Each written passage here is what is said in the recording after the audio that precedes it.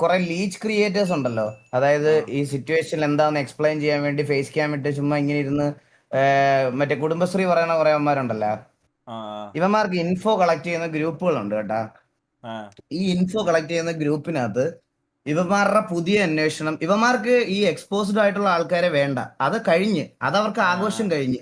ആ ഇതിനകത്തുണ്ടല്ലോ അളിയ, ഇതിനകത്ത് ഇനി അടുത്തത് വേണ്ടുന്നത് എന്റെ പെണ്ണ് കേസ്, എന്റെ അണ്ടി കേസ്, എന്റെ പറിക്കേസാണ്.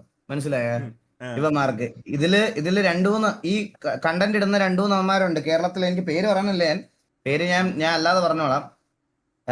ഇവന്മാരത് പ്രൈവറ്റ് ഗ്രൂപ്പിൽ പറഞ്ഞതുകൊണ്ട് എനിക്കത് വലിയ ഇതായിട്ട് എടുക്കാൻ പറ്റത്തില്ല. പബ്ലിക് ഗ്രൂപ്പിൽ അവൻ ഏതെങ്കിലും ഒരു തായോളി എന്റെ പേര് മെൻഷൻ ചെയ്യുവാണെങ്കിൽ അളിയ അവൻ അത് കൊണ്ടുവരണം. കൊണ്ടുവന്നില്ലെങ്കിൽ അളിയ ഞാൻ അവനെ ജയിലിൽ കയറ്റും. ഞാനൊരു 10, 50, 60 കോളേജിൽ ഞാൻ വെളിയിൽ പോയി പബ്ലിക് ഷോസും മറ്റേ അണ്ടി ഇതെല്ലാം ചെയ്യുന്നതാണ്. എന്നെ പറ്റി ഏതെങ്കിലും ഒരു പെങ്കൊച്ച് വന്ന് ഇങ്ങനെ ഒരു അപരാധം എൻ്റെ അടുത്ത് പറഞ്ഞാൽ ഞാൻ എൻ്റെ അണ്ടി ലൈവ് ഇട്ടി എൻ്റെ അണ്ടി വെട്ടി കടലിലെറിയും. മനസ്സിലായേ? ഞാൻ എന്റെ സാമാനം വെട്ടി ലൈവ് വെട്ടി എന്റെ സാമാനം വെട്ടി കളയും. അതാണ് എന്റെ സ്റ്റേറ്റ്മെന്റ്. അതിന് മുകളിൽ ധൈര്യമുള്ള ഏതെങ്കിലും ഒരുത്തനുണ്ടെങ്കിൽ കൊണ്ടുവരണം. മനസ്സിലായി? ഞാൻ എടാ ഞാൻ അളിയ കഴിഞ്ഞ ഒരു 1.5 വർഷത്തിൽ ഏകദേശം ഒരു 50 കോളേജിൽ ഷോസ് ചെയ്ത് ഒരു 100 കോളേജിൽ ഗസ്റ്റ് ആയിട്ട് പോയിട്ടുണ്ട്.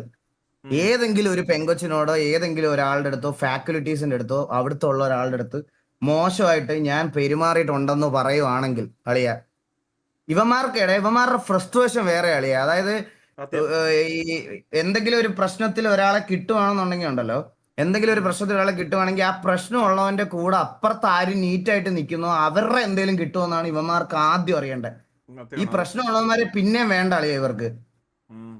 അവന്റെയൊക്കെ അന്വേഷണം, എടാ നിന്റെയൊക്കെ മോളിൽ കുറെ അവന്മാര് ഗൈസ്, ഈ എന്റെ കാസറ്റും ബാക്കി മറ്റേ ഡ്രേക്കും ഇവരൊക്കെ മറ്റേ കേരളം കത്തി അൻവിന്റെ ഇഷ്യൂവിൽ നിൽക്കുന്ന സമയത്ത് എന്റെ ഫോട്ടോ 10 വട്ടം സ്റ്റോറി ഇട്ടിട്ട് എന്നെ പറ്റി എന്തെങ്കിലും ഒരു അലിഗേഷൻ കൊണ്ടുപോകാന്ന് പറഞ്ഞ് 100 സ്റ്റോറി ഇട്ടവരാ അവര്. 100 സ്റ്റോറി. മനസ്സിലായ? 100 സ്റ്റോറി ഇട്ടവരാണ് ഈ പറയുന്ന ഡോക്ടർ ഡ്രേക്കും മറ്റേ അവരൊക്കെ.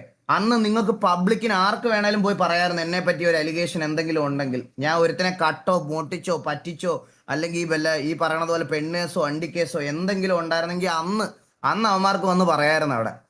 ഒരുത്തനും ഒരാൾ പോലും വന്നിട്ടില്ല. എന്നിട്ട് അളിയ അത് മാത്രമല്ല, നീ ഗ്രൂപ്പിൽ, ഞാൻ ടിവിയുടെ ഗ്രൂപ്പിൽ ഇട്ട സ്ക്രീൻഷോട്ട് നോക്ക്. പോയിട്ടോ. ഈഗിളിനും ഇതിനകത്ത് നല്ല ഇൻവോൾവ്മെന്റ് ഉണ്ടെന്നുള്ള കാര്യം എനിക്കറിയാവുന്ന. അവൻ ഈ മറ്റേ റിയാക്ഷൻ വീഡിയോ ഒക്കെ ചെയ്യുന്ന ഒരു പുണ്ടശ്ശനാ. മനസ്സിലായോ? നീ എന്റെ ഗ്രൂപ്പിലോട്ട്